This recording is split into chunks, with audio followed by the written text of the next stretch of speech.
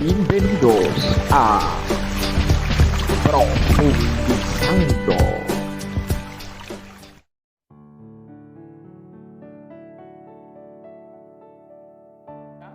Que cuando la traemos al español suena arpaxo.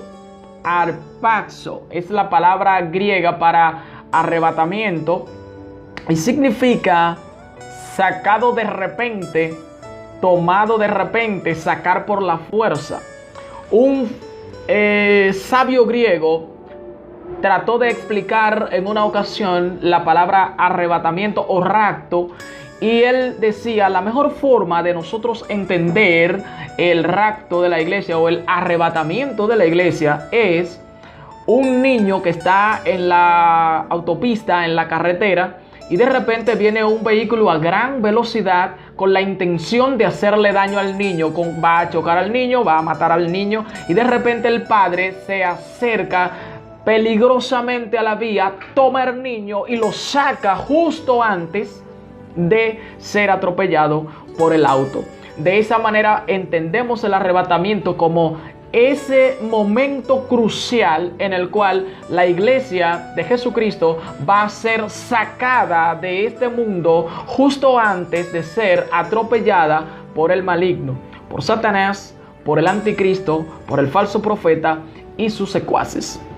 Bien, dicho esto, entonces pasemos a ver lo que yo he denominado antecedentes bíblicos del arrebatamiento, o precedentes bíblicos del arrebatamiento. La palabra de Dios en Mateo capítulo 24 nos habla de que como en los días de Noé, así será la venida del Hijo del Hombre. Este pasaje usted lo puede tomar desde dos ámbitos: verlo desde la perspectiva del arrebatamiento de la iglesia y verlo desde la perspectiva de la segunda venida de Jesucristo, que no es lo mismo, no es el mismo evento. El arrebatamiento de la iglesia ocurre en un momento justo antes de la manifestación del anticristo y del inicio de la gran tribulación, y la segunda venida de nuestro Señor Jesucristo ocurre para dar fin a la gran tribulación, para apresar al falso profeta, al anticristo, para apresar a Satanás por 1000 años y para Cristo establecer su reinado milenial aquí en la tierra. Entonces son dos eventos diferentes: el arrebatamiento de la iglesia y la segunda venida de nuestro Señor Jesucristo. Un poquito más adelante les explico algunas diferencias para que la tenga latente en su mente, en su intelecto, para que no se deje confundir con este tema. Entonces, como en los días de Noé, así será la venida del Hijo del Hombre. El arrebatamiento de la iglesia es una tipificación de los días de Noé. ¿Por qué? Porque el Señor Jesucristo, o nuestro Dios soberano, siempre, por los siglos de los siglos, ha tenido y tendrá misericordia de los que le aman, de los que le temen, de los que le buscan. En ese sentido, en los tiempos de Noé, en Génesis 6, la palabra expresa que la maldad del hombre fue muchísima sobre la faz de la tierra, de manera que el pecado llegó a la presencia de Dios y Dios determinó destruir a la humanidad. Pero Noé halló gracia ante los ojos de Dios, porque Noé era justo. Entonces esto nos indica a nosotros que Dios no va a destruir al justo con el impío, que esa prueba que viene, la gran tribulación que viene justo después del arrebatamiento de la iglesia, pues no es para los justos, no es para los santos. Eso es para aquellas personas que no estén sirviéndole al Señor, y para aquellas personas que no estén preparados en espíritu y en verdad, que no tengan sus vestiduras blancas y planchadas, sin mancha y sin arruga. Entonces, también así como en los días de Lot, son precedentes bíblicos del arrebatamiento, como en los días de Lot, así será la venida, así será el arrebatamiento de la iglesia. ¿Por qué como en los días de Lot? Precisamente porque en los días de Lot hubo un acontecimiento, y es que como el pecado en Sodoma y Gomorra y dos ciudades vecinas era sobremanera en la tierra, al igual que en los días de Noé, Dios determinó destruir esas ciudades con fuego y con azufre. Pero el justo Lot halló gracia ante los ojos de Dios. Siempre en medio de estas turbulencias y de estas destrucciones hay un remanente que haya gracia ante los ojos de Dios. Dicho estos dos antecedentes bíblicos, entonces existen, para que tenga este conocimiento, tres teorías acerca del arrebatamiento de la iglesia. La número uno es la teoría pretribulacionista, la que establece que la iglesia será arrebatada momentos antes de iniciar la gran tribulación. Está la segunda teoría, que es la teoría mitribulacionista. Esta establece que la iglesia será arrebatada en medio de la gran tribulación, o al finalizar los primeros 3 años y medio, que serán años de paz y seguridad, que serán años de abundancia.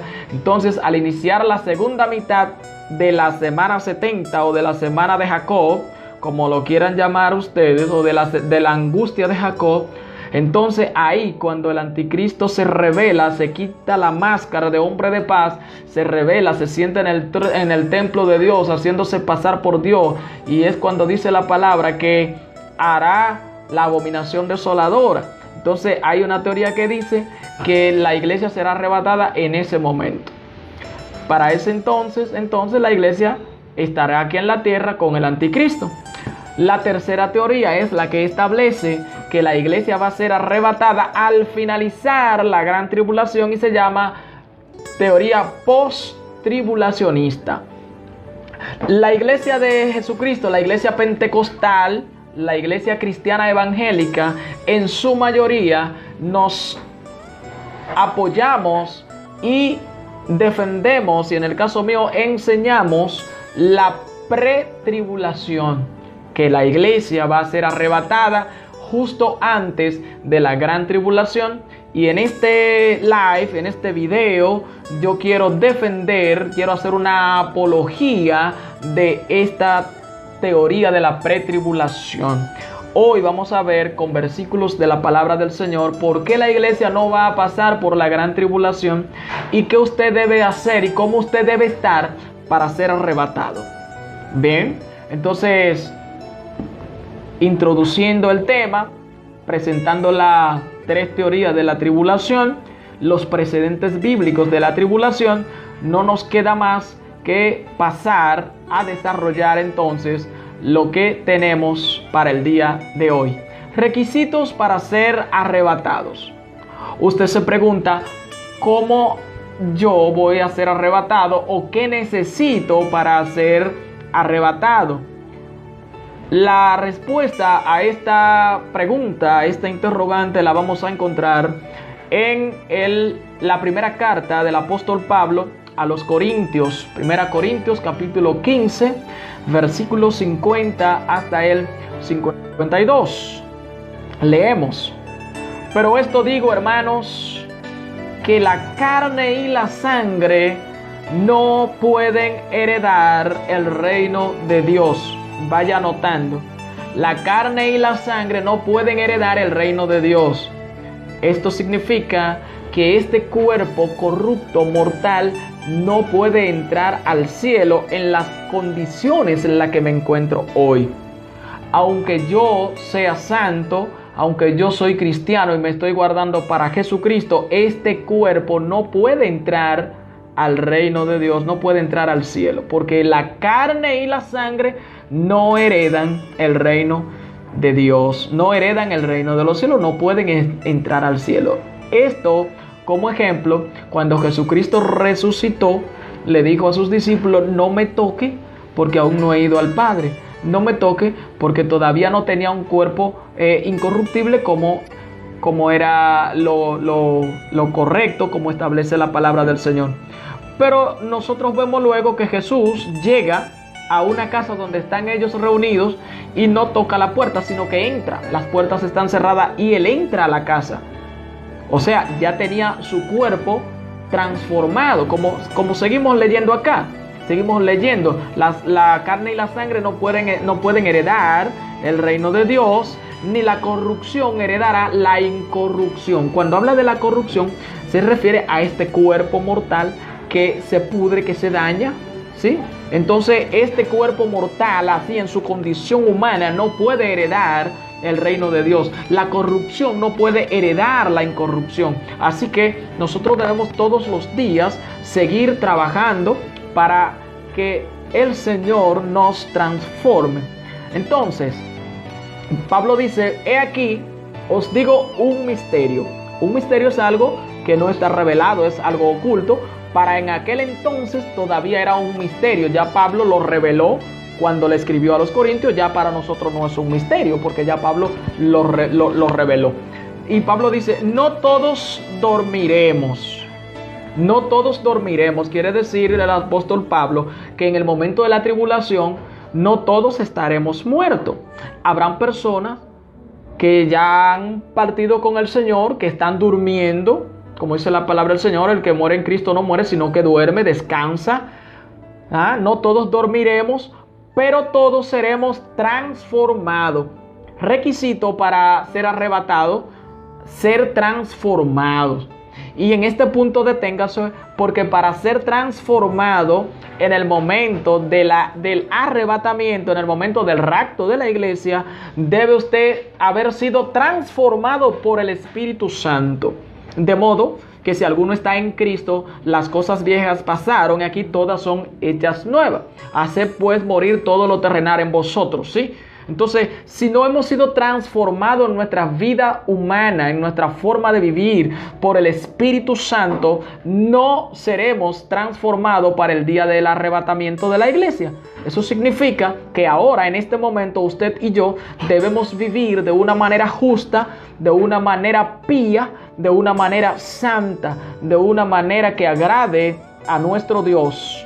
Que podamos convivir con nuestros hermanos y que el Espíritu Santo de Dios se sienta a gusto con nosotros para en el día del arrebatamiento poder ser transformados. Entonces dice Pablo, no todos dormiremos, pero todos seremos transformados.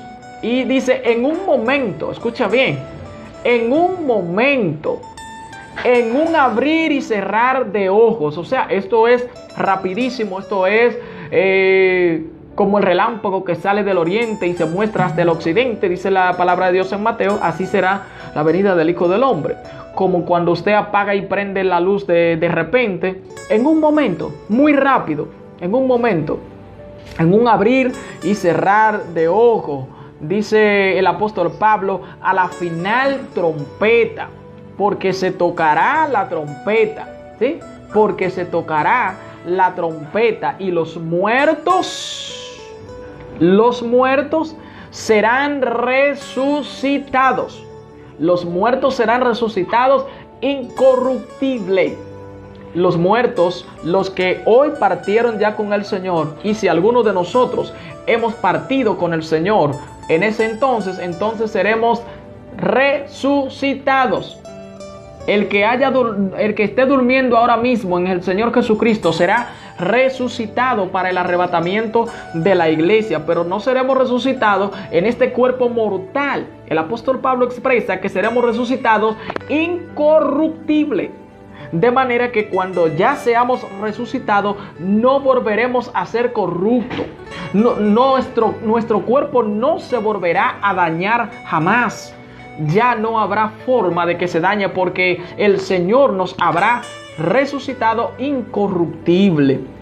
Y dice, y nosotros, el apóstol Pablo cuando dice nosotros, es lo que estén vivos o lo que estemos vivos para ese momento, dice, seremos transformados. Y es aquí donde le hablo de la segunda transformación.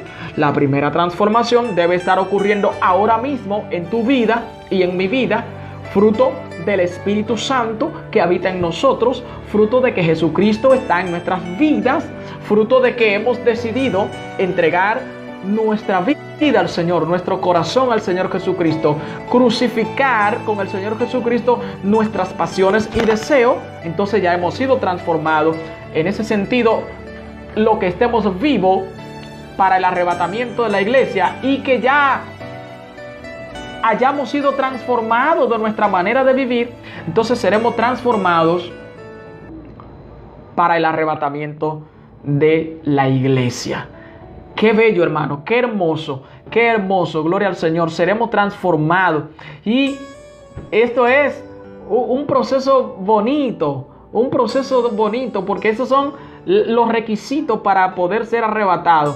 Haber vivido con el Señor, haber servido al Señor en espíritu y en verdad, haber agradado a tus hermanos, vivir una vida en amor, en armonía, en paz, no creyéndonos más que los demás, no pisoteando a nuestros hermanos para poder ser arrebatado. En aquel día usted no puede pensarse mayor que los demás, usted no puede creer que usted es el único o que usted, hermana, es la única. No, todos somos hermanos en Cristo, amándonos los unos a los otros. Primera de Juan capítulo 4 versículo 8: el que no ama no ha conocido a Dios, porque Dios es amor. 1 Corintios 13:13, ahora permanecen la fe, la esperanza y el amor, estos tres, pero el mayor de ellos es el amor. Así que requisito para ser arrebatado, vivir una vida en amor, amándonos los unos a los otros. El proceso en el arrebatamiento, en lo que está ocurriendo en el arrebatamiento. Vamos a ver ahora otra cita bíblica y vamos a ver este proceso. Primera Tesalonicenses capítulo 4, versículo 16 y versículo 17. Ustedes, hermanos, que ya están conectados, compartan, por favor, la transmisión. Compártanla en sus páginas, en sus grupos de WhatsApp, donde sea, porque créanme que esto carece mucho. Esto es importante para el tiempo de hoy, porque hay mucha confusión. Y queremos aportar un granito de arena con la ayuda del Espíritu Santo. Bueno, no un granito de arena, un versículo bíblico. Primera Tesalonicenses capítulo 4 versículos 16 y 17. Si usted tiene Biblia, la puede abrir conmigo. No importa dónde la tenga, si la tiene impresa o si la tiene digital, ábrala, que dicen lo mismo. Dice la palabra del Señor. Gloria al Señor. Primera Tesalonicenses capítulo 4 versículo 16. Pues el Señor mismo descenderá del cielo, con voz de mando. ¿Cuál es la voz de mando? El Señor le da una orden a su iglesia: sube acá. Esa es la voz de mando. Con voz de arcángel, voz potente, voz de poder, de autoridad, y con trompeta de Dios. Trompeta de Dios. En Israel se hacían las fiestas de las trompetas y se sonaban diferentes silbatos, diferentes sonidos de trompeta. Y había un sonido de trompeta que era el último sonido que se daba, y cuando se daba ese sonido, eso significaba que era para que todo el pueblo se reúna, para que todo el pueblo se congregue, ¿sí? Sonaban esa trompeta. Esto entonces, hermano, a la final trompeta quiere decir que cuando se suene esa trompeta, lo que está indicando es que es para reunir a los santos, para reunir a los escogidos. Por favor, no confunda esta trompeta final del arrebatamiento de la iglesia con la trompeta 7 de Apocalipsis. No la confunda, porque no es la misma. En otro live más adelante vamos a explicar qué significa la trompeta de Apocalipsis. Bueno, un adelanto sería que esta final trompeta es de bendición, porque es para recoger a sus escogidos, a los que seremos arrebatados de todos los confines de la tierra. Y la trompeta de Apocalipsis, la final trompeta que se toca en Apocalipsis, la número 7, es para derramar juicio sobre la tierra. Así que tienen orientaciones muy disímiles estas dos trompetas. Con voz de mando, con voz de arcángel, con trompeta de Dios. ¿Qué va a pasar? Lo que leímos en 1 Corintios capítulo 15. Que los muertos en Cristo serán levantados. Dice la versión de la Reina Valera: seremos arrebatados, ¿verdad? O resucitarán primero. Entonces, nosotros, los que estemos vivos, los que hayamos quedado, seremos arrebatados juntamente con ellos en las nubes para recibir al Señor en el aire, y así estaremos siempre con el Señor. Aleluya. Los muertos en Cristo resucitarán primero, luego usted y yo, si estamos vivos, seremos arrebatados juntamente con ellos, pero la primicia son los que hayan dormido. Ellos van delante. Ellos se van hoy, nosotros nos vamos mañana, o que ellos nos llevan 2 horas de ventaja o 3 kilómetros. No. Lo que significa que ellos se levantan primero y ahí mismo nosotros le precedemos, ahí mismo nosotros le seguimos. Pero ellos se levantan, resucitan primero, los muertos en Cristo. Así que hay esperanza para los que han muerto en Jesucristo. Dígaselo al que cree que no hay esperanza. Dígaselo a la persona que ha perdido a alguien. Dígale que hay esperanza para aquellos que están durmiendo en Jesucristo.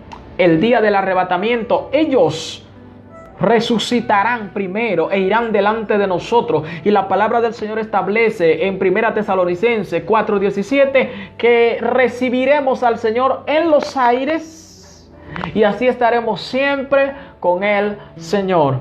Y aquí hago un paréntesis para darle una diferencia entre el arrebatamiento de la iglesia y la segunda venida de Jesucristo. Y es que en el arrebatamiento de la iglesia, Jesucristo no baja a la tierra, sino que la iglesia sube.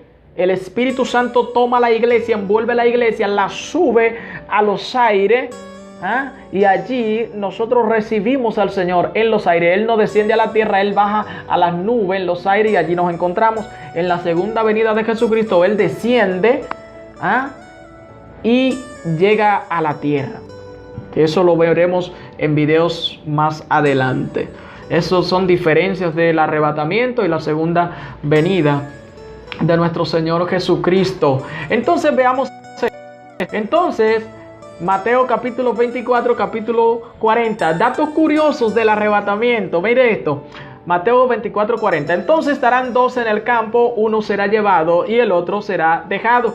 En el arrebatamiento, uno será levantado, otro se quedará. Lógico está, el que esté viviendo de una manera delante del Señor agradable, justa para el Señor, ¿verdad? Guardando su vestidura, guardando su corazón sobre todo. Salmo 24, ¿Quién estará en su lugar santo? El limpio de manos y puro de corazón. Entonces, el que esté en esa forma. Entonces, estarán 2 en el campo, uno será tomado, otro será dejado. El que está preparado esperando a Jesucristo será levantado. El que no está preparado, el que está en 2 aguas, el que está cabizbajo, el que aún no se ha decidido, o el que está dentro, pero Cristo no está dentro de él. El que está en el evangelio, pero el evangelio no está dentro de él. El que no está viviendo una vida conforme ha dejado. Entonces, mire aquí.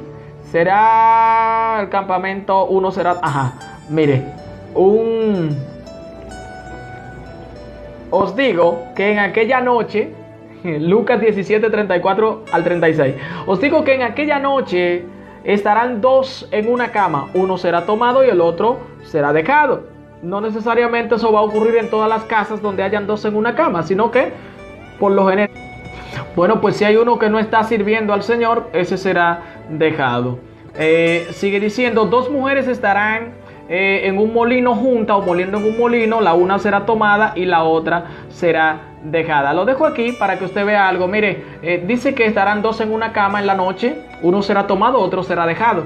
Luego estarán 2 en el campo, uno será tomado, otro será dejado. Y aquí hay un fenómeno, porque aquí habla de 2 en la noche en una cama y habla de 2 en el día en otra cama. Entonces hay confusión, porque uno dice, pero el arrebatamiento será de noche o será de día, porque 2 estarán durmiendo, 2 estarán en el campo. ¿Cómo es? ¿Cuándo es? ¿Cuándo será? ¿De noche o de día? Bueno, pues el dato más curioso y hasta risible es que hay una diferencia de horario en diferentes países. Por ejemplo, a esta hora en la China deben ser las 9 de la mañana del día siguiente. Sí, entonces ahora mismo está de noche acá en donde estamos grabando, República Dominicana, pero está de día en la China y en la mayoría de los países asiáticos. Entonces es la diferencia de horario solamente, porque el Señor no levantará gente solamente de Israel o solamente de un solo país, sino que el Señor recogerá a sus escogidos de los 4 vientos de la tierra. Amén. Entonces, eso creo que lo dejamos claro. Bien, amados hermanos, miren, algo que quiero que enfoquemos para finalizar el video porque el internet me está fallando. La iglesia no pasará la gran tribulación y yo quiero que nosotros estemos conscientes de esto. Y ahora voy a mostrar dos pasajes bíblicos que apoyan nuestra tesis de que la iglesia no pasa por la gran tribulación. Y el primer pasaje que vamos a considerar es Apocalipsis capítulo 3, versículo 10. Aquí Jesucristo le habla al ángel de la iglesia en Filadelfia y le escribe y le dice: por cuanto has guardado la palabra de mi paciencia, yo también te guardaré de la hora de la prueba que ha de venir sobre el mundo entero para probar a los que moran sobre la tierra. Amén. Anótelo. Apocalipsis capítulo 3, versículo 10. Que si tú has guardado la palabra de la paciencia del Señor, si has sido fiel al Señor, si te has guardado para Él, Él también te guardará de la hora de la prueba que ha de venir sobre el mundo entero para probar a los que moran sobre la tierra. Como te expliqué en la introducción, Dios es justo. Por tanto, como Él no permitió que Noé sucumba, como Él no permitió que Noé muriera junto con los pecadores de aquel entonces, así tampoco va a permitir que su iglesia muera o que su iglesia pase por ese tormento de la gran tribulación. ¿Quiénes pasarán por la gran tribulación? El pueblo de Israel, porque Israel aún no reconoce a Jesucristo como su Mesías, y aquellos cristianos que no estén viviendo una vida agradable delante del Señor. Entonces, así mismo como Dios libró a Noé, como Dios libró a Lot, también te librará a ti de la gran tribulación. Bueno, mire ahora que vamos a ver, última cita, último pasaje. Vaya conmigo a la carta de Primera Tesalonicense, capítulo 2. El apóstol Pablo habla allí a ellos. Hay muchas personas que dicen que la gran tribulación será que el arrebatamiento será después de la gran tribulación, porque confunden este pasaje bíblico de Primera Tesalonicense, capítulo 2. Lo vamos a leer y a tratar de comprenderlo y dilucidarlo, de profundizarlo bien, para que no haya duda. Con respecto a la venida de nuestro Señor Jesucristo y nuestra reunión con Él, aquí habla de la segunda venida de Jesucristo. Es lo primero que debemos decir. Vaya anotando. Cuando dice con respecto a la venida de nuestro Señor Jesucristo y nuestra reunión con Él, habla de la segunda venida de Jesucristo. Bien, dice: os rogamos, hermanos, que no se dejen mover fácilmente de su modo de pensar, ni se conturben, mejor dicho, no se turben, ni por espíritu, ni por palabra, ni por carta como si fuera nuestra, ni por espíritu, hermano, ni por profeta que te diga, de que el Señor me revela que la gran tribulación, que la iglesia pasa por la gran tribulación. El apóstol Pablo dice: no te dejes mover ni por espíritu, ni por palabra, ni por carta, como si fuera nuestra. Entonces sigue diciendo, como si fuera nuestra, en el sentido de que el día del Señor está cerca. El día del Señor está cerca. El día del Señor es el día cuando Él regresa a la tierra, la segunda venida de Jesucristo. Dice: nadie los engañe, que nadie nos engañe, porque no vendrá. ¿Quién no vendrá? No vendrá Jesucristo, no vendrá a la tierra, no vendrá su segunda venida, sin que antes venga la apostasía.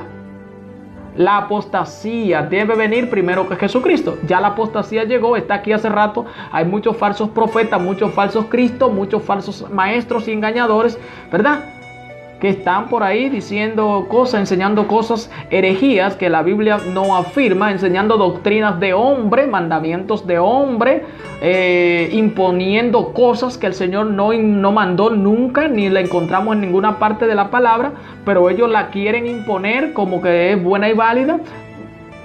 Eso es apostasía y eso es algo que son señales de la segunda venida de nuestro Señor Jesucristo. Jesucristo no regresa a la tierra, no estoy hablando de arrebatamiento, Jesucristo no regresa a la tierra sin que antes venga la apostasía y se manifieste el hombre de pecado. Ahora bien, habrá una apostasía aún mayor que la que está sucediendo hoy. El hombre de pecado, que es el hijo de perdición. Ya aquí comenzamos a hablar del anticristo. El hombre de pecado, el hijo de perdición. Ya el apóstol Pablo hace referencia al anticristo. Y dice, el cual se opone y se levanta contra todo lo que se llama Dios o es objeto de culto. O sea, el anticristo está totalmente en contra de Dios, en contra del evangelio, en contra de la palabra del Señor, en contra de todo lo que sea Dios. Ese hombre se manifestará antes de la segunda venida de nuestro Señor Jesucristo, ¿verdad? Dice que es tanta su oposición que se sienta en el templo de Dios como Dios. Se sienta en el templo de Dios como Dios. A la mitad de la semana 70 de la gran tribulación, el anticristo rompe el pacto de paz. Habrá un pacto de paz que él firmará en el Medio Oriente y con todas las naciones del mundo. Habrá un pacto de paz. Él lo romperá a la mitad de la semana y se sentará en el templo de Dios, en el tercer templo de Jerusalén, que él mismo ayudará a reconstruir, y él permitirá que se adore y que se rinda culto allí. Pero al final se quitará la máscara, romperá el pacto con Israel y con todas las naciones y exigirá que se le adore a él, exigirá adoración. Entonces, haciéndose pasar por Dios, él quiere que se le adore a él. Y dice Pablo, ¿no se acuerdan que cuando yo estaba todavía con ustedes les decía esto? Ahora, escuche bien, ahora ustedes saben lo que lo detiene. Pablo le dice a los tesalonicenses, ustedes saben ahora lo que lo detiene. ¿Qué es lo que lo detiene? Dice Pablo, a fin de que a su debido tiempo se manifieste. Ahora, ¿qué es lo que detiene que el anticristo se manifieste? Porque ya está en acción. Ya el espíritu del anticristo está desde los tiempos de Pablo. Y hoy en día, en el siglo XXI, en el tiempo en el que estamos, pues es muy probable que ya el anticristo esté por ahí guardado, esté por ahí reservado. Pero no se puede manifestar todavía porque hay quien al presente lo detiene. Quien al presente lo detiene. Hay dos cosas que detienen la manifestación del anticristo en la tierra. Número uno, el Espíritu Santo de Dios está con nosotros.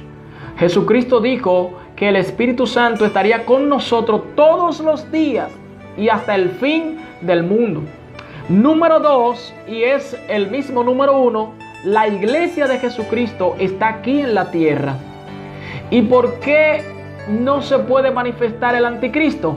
Porque hay una iglesia llena del Espíritu Santo que si se levanta el anticristo y se quiere manifestar ahora, usted y yo como iglesia nos levantamos en oración, en ayuno, comenzamos a clamar al Dios Todopoderoso. ¿Y qué poder usted cree que es más grande que el poder de Dios?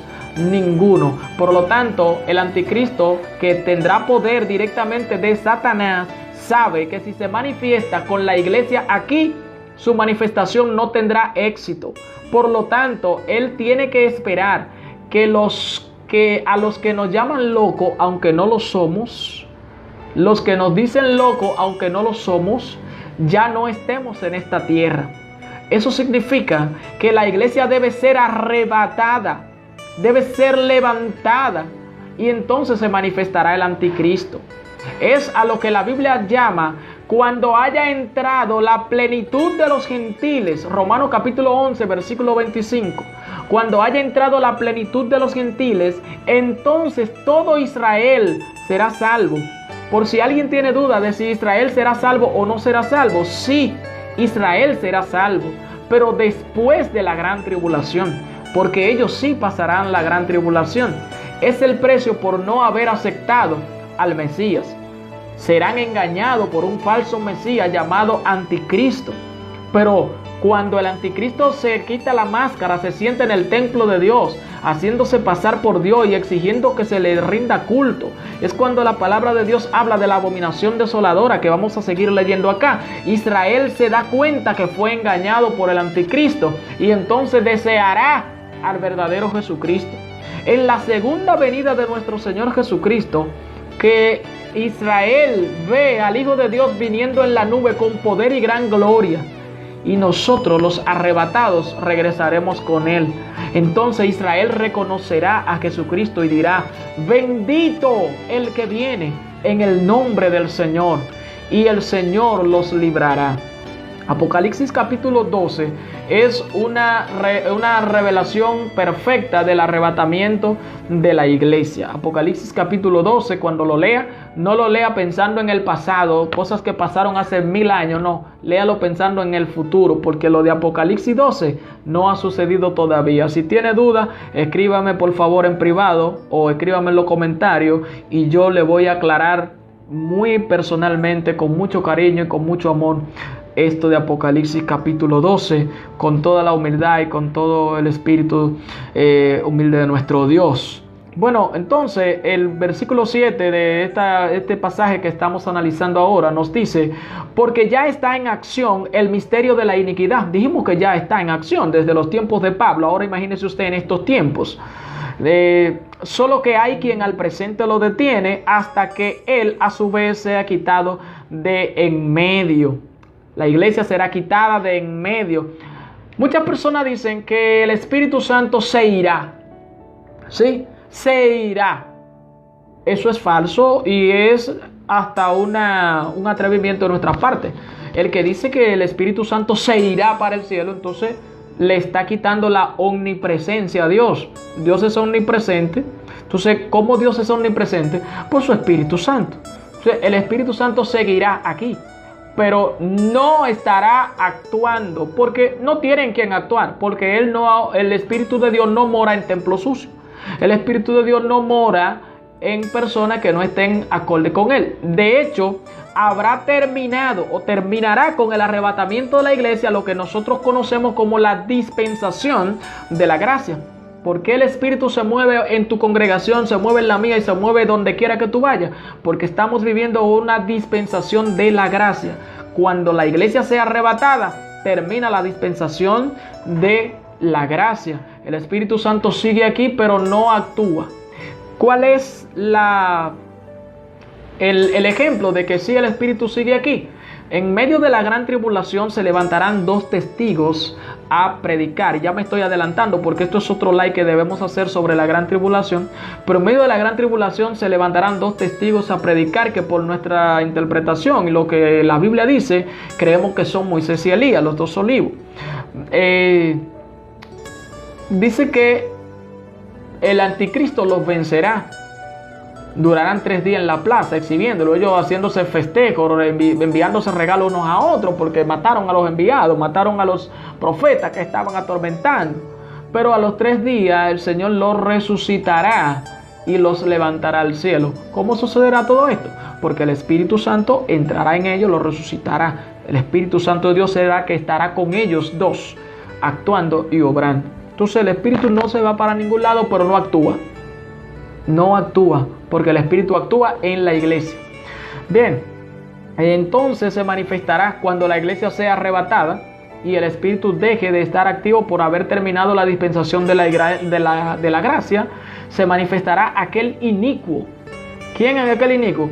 El anticristo, a quien el Señor matará con el espíritu de su boca y destruirá con el resplandor de su venida. Cuando dice que lo matará, es una figura de que ya no podrán actuar, porque realmente el anticristo y el falso profeta dice que serán lanzados vivos al lago de fuego. Serán lanzados vivos al lago de fuego, que ellos son de hecho los que van a estrenar ese gran salón, ese gran teatro, ese gran lugar que está preparado para Satanás y sus secuaces. El anticristo y el falso profeta estrenarán ese calientico de ese lago de fuego. Amados hermanos, quiero que estemos conscientes de todo esto y vamos a resumir lo que hemos tratado hasta este momento. Número 1, existen 3 teorías acerca de del arrebatamiento. Número 1, la pretribulación. La 2, la mitribulación y la postribulación. Una es antes de la gran tribulación. La segunda es en medio de la gran tribulación. La tercera es después de la gran tribulación o justo al término de la gran tribulación. La iglesia, en su mayoría, defendemos que la iglesia no pasa por la gran tribulación. Para ello nos basamos en 1 Tesalonicenses capítulo 2 y nos basamos además en Apocalipsis capítulo 3 versículo 10. Anote que le va a servir de mucho. También nosotros, la iglesia del Señor Jesucristo, entiende que la iglesia será arrebatada porque vendrá un tiempo en el cual vendrá mucho dolor, mucha persecución, y el Señor tiene por atributo la justicia. Así como no permitió que Noé padeciera con los injustos, así como no permitió que Lot padeciera con los injustos, así tampoco va a permitir que tú y yo, amados hermanos, padezcamos con los injustos. Esta noche nosotros estamos haciendo este video y quiero alertarte de que las cosas que están aconteciendo hoy en día en la humanidad están acelerando el arrebatamiento de la iglesia. Pudiera yo ni siquiera terminar de hacer este video cuando ya la iglesia sea arrebatada a los cielos. Por tanto, nosotros debemos vivir de una manera correcta delante del Señor, amándonos unos a otros, no teniendo más alto concepto de nosotros que debemos tener, sirviendo a nuestros hermanos como a nosotros mismos.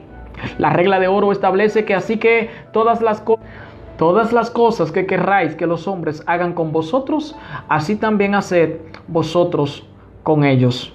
Comparta este video, envíeselo a sus grupos, a su gente, y sugiérame otro video. Vamos a seguir haciendo video